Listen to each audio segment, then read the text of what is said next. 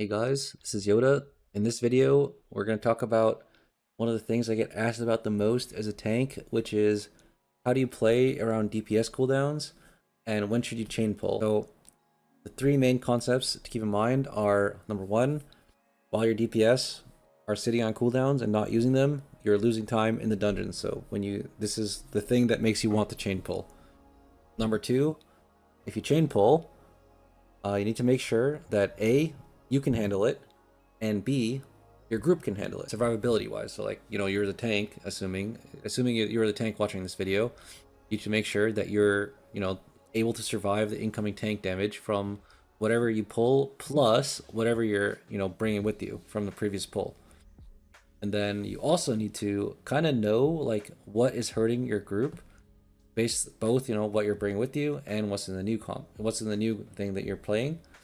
And number three, you need to know what types of, dispels, interrupts, CCs are required.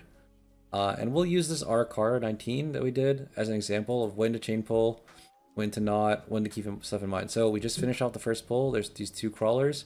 I know that the next pull that we're doing is massively overloaded with crawlers. And I also know that my DK does not have pillar for 20 seconds. So I'm not in a massive rush kinda to go next. Honestly, I could have just sat there finishing them off. I basically left like when they're gonna die before the pack is grouped. Like at this point, the pack is grouped and the two mobs behind us are already dead. If the DK's pillar was already up, then I'd be in a little bit more of a rush. I would kind of just like run in while the enemy other mobs were at half health. And that's because I still have, I'm playing prop paladin. I still have my dispel. I have lay on hands, and I have wings. I see druid has bark up. So we have the tools to survive, even if the pool is a little bit hard for a little bit. As long as, those two mobs that we're bringing with us die like pretty quickly. And if we had cooldowns, then they would die pretty quickly, right? Since we don't have cooldowns, I decided to basically chain when they're almost dead already. This is another concept. So basically, this is kind of RCAR specific, which I didn't really want to get into, but basically, while there's exactly 4 of these engorged crawlers, they will always apply maximum 1 poison, since they prioritize not applying duplicates. And once you pull more, like right now, they will start stacking up double. The reason I'm doing this, I'm not tracking it right now, but, well, I am tracking it actually. I see that Shaman has, I don't think I was actually looking at this, I think he was communicating it in voice, that he has Poison Cleansing Totem. And I also see that DK is using Breath. And I have Sec up soon. So basically, we are in danger until the number of crawlers in the pull is 4 or less.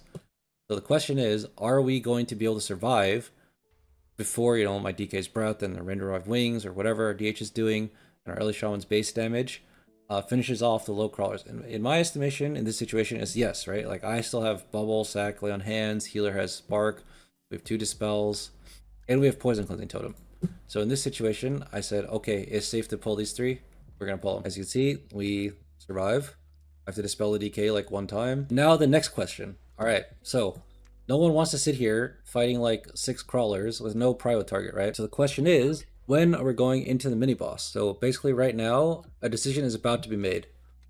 I want you to look at, based on what I've said so far in the video, look at the cooldowns over here and what decision is about to be made. Wait like 3 seconds or something. Or you can pause the video if you want, but I'm gonna say it. Decision is pillar. So I'm gonna wait like 1 second and then I see, oh, DK used pillar. Okay, I'm not gonna chain. This is another concept which I haven't talked about. While your DPS are using their cooldowns, they really don't like it if you just freaking jet away with the pack. Like if I say, oh look, the pack is okay to chain, I'm gonna leave. But my DK just used pillar, then his pillar is gonna get really low value because while you're running away, the mobs are moving, obviously, with you. So your DK may be losing uptime because he can't chase the mobs baseline move faster than him. And number 2, they're not going to be nearly as stacked. When you're sitting here just fighting them and they're fighting you, they're kind of just all in this little circle. But if you run away, then some of them are going to like get blocked by each other. Some are going to be slowed by certain amounts. Some of them are going to like stop and cast sometimes. And they're not going to be as stacked, which means your DKs or whoever is using their cooldowns are going to get lower value. So right now I'm like, okay, DK used pillar. I'm going to sit here and let him play out his entire pillar. Because, these mobs are somewhat dangerous. Obviously, we are above the 4 engorged crawlers, so it's like a gray area or just straight up very dangerous. As soon as I see the pillar is over, I don't really look at it. I just know, like, you know, pillars 15 seconds or whatever. We leave and start pulling. Also, another important cooldown is Ascendance. It's very important that I pull this mob before Ascendance is up, is my opinion. Every second that this mob is not pulled and Ascendance is up, there's no way my Shaman is going to ascend. It's like 4 mobs at half health, right? If I don't pull this mob while Ascendance is up, then we are sitting on Ascendance, and that is bad. Like, every time you're sitting on a major cooldown, every time your DPS, rather, are sitting on a major cooldown as a tank, basically, you should be thinking, can I chain? Sometimes the answer is going to be no, and, you know, your DPS is going to have to sit on their hands a little bit. You know, that's okay. But the main thing here is that when the answer is yes, I can chain, it is very important that you do actually chain. Otherwise, your DPS are going to, like, perma-complain, dungeon is straight up going to be slower, and it just becomes way better when you know exactly when you can chain. And your DPS are gonna have a lot more fun playing with you because basically they know that you're playing around them. Okay, so we fully finish off the mini boss. By the way, obviously we can't chain the mini boss because he just stands there. Blizzard puts these mobs in the game for a reason. We go to the next pull. Can't really chain this mini boss either, so we're gonna skip over it. And then we're gonna fight the boss. Obviously we cannot be chain pulling the boss, so we're gonna finish it off. Because if we try to chain pull the boss, he'll reset, for the record. Okay, we're gonna skip ahead. YouTube is going to load into the next pull. So this is the pull after the boss. We go to the bridge, we pull a bunch of stuff. As you will note, actually, this stag shell is not pulled. Why do I not pull this stag shell immediately? We can obviously handle it, right? We have 2 kicks, and I'm playing prop paladin. Most groups kinda can handle 2 mobs that they need to interrupt if they're willing to spam AoE stops and they have AoE silence cooldowns for a decent amount of time. With prop paladin, you can handle 2 interrupts forever. And also, there's a decent amount of tank damage, but these assistants got Omega nerf, so I would say generally you can handle, like, almost any number of them. So the danger here is the damage to the group.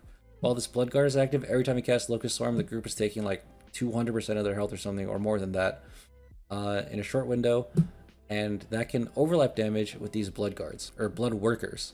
Obviously, you can just stay in melee of the Blood Workers and they won't charge, but this pull gets kind of hectic. There's like frontals sometimes. Sometimes the mobs just straight up move around randomly.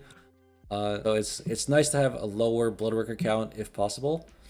And what I realized is that we can't chain anyway. Once this mob is dead, it's not like we can just go like to the moon and pull infinite mobs. Once this mob is dead, we're still going to be stuck here fighting 2 casters. And that's because for most groups, even prop paladin groups generally, 2 casters that spam cast are the limit.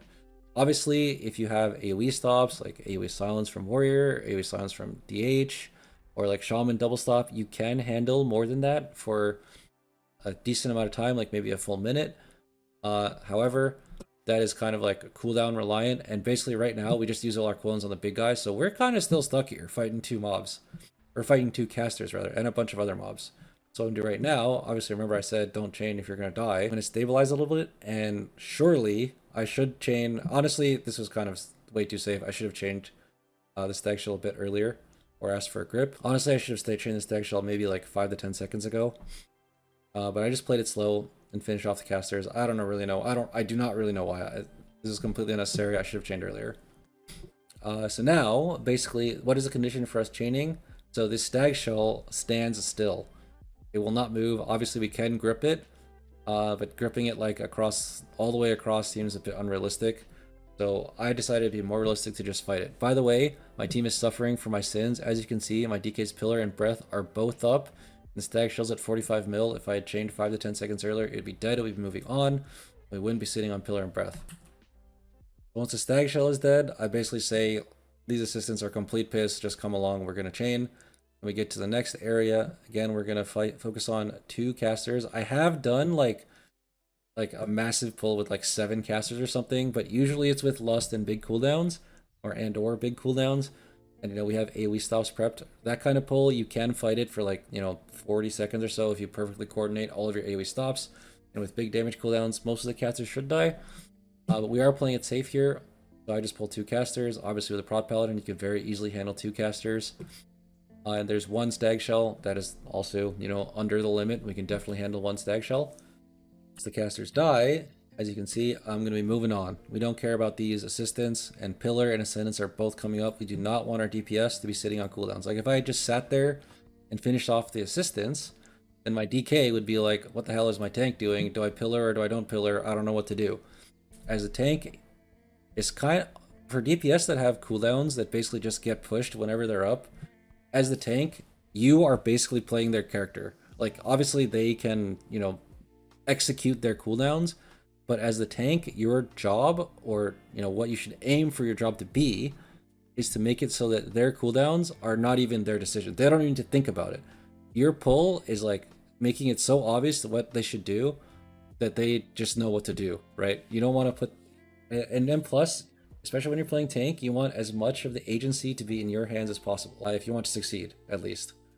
And you know, if you just sit there with 4 assistants, then your DPS are suddenly like, well, what the fuck am I supposed to do? I have no idea.